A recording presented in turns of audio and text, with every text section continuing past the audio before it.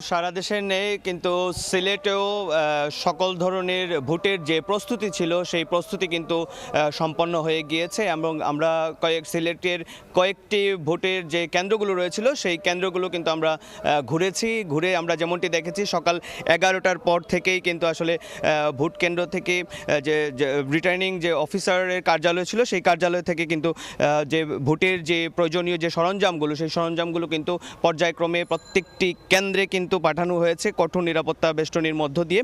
এবং আমি এই মুহূর্তে যেখানে আছি সারদা স্মৃতি ভবন এবং এটি হচ্ছে সিলেট 1 আসনের 229 নম্বরের একটি আসন এটি, এবং এখানেও কিন্তু নিরাপত্তা জোরদার করা হয়েছে। এবং আপনাদেরকে একটি তথ্য যদি জানিয়ে রাখতে চাই, এই যে ভোটার কেন্দ্রটি, এই ভোটার কেন্দ্রে প্রায় 2868টি ভোট রয়েছে এবং এর মধ্যে পুরুষের ভোটার হচ্ছে প্রায় 1704 জন এবং এর মধ্যে মহিলা হচ্ছে 1164 জন। নির্মাণে নাম্বার 1 শাহ সিমেন্ট।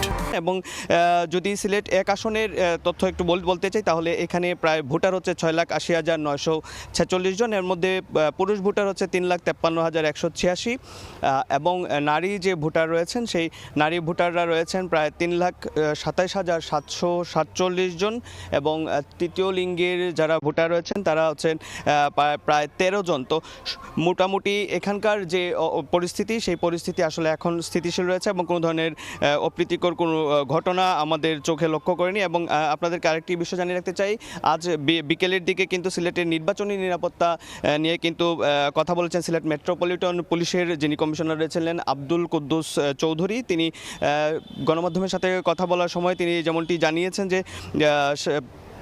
সিলেটের সর্বোচ্চ যে নিরাপত্তা দেওয়ার কথা রয়েছে সেই নিরাপত্তাটি কিন্তু তিনি দিয়েছেন এবং প্রতিটি কেন্দ্রে 12 জন করে আনসার মোতায়েন থাকার কথাও কিন্তু তিনি নিশ্চিত করেছেন। এবং গুরুত্বপূর্ণ যে কেন্দ্রগুলো রয়েছে সেই কেন্দ্রগুলোতেও আসলে 4 জন এবং সাধারণ কেন্দ্রগুলোতেও করে কিন্তু 3 জন করে পুলিশ সদস্য দায়িত্ব পালন করার কথাও তিনি বলেছেন।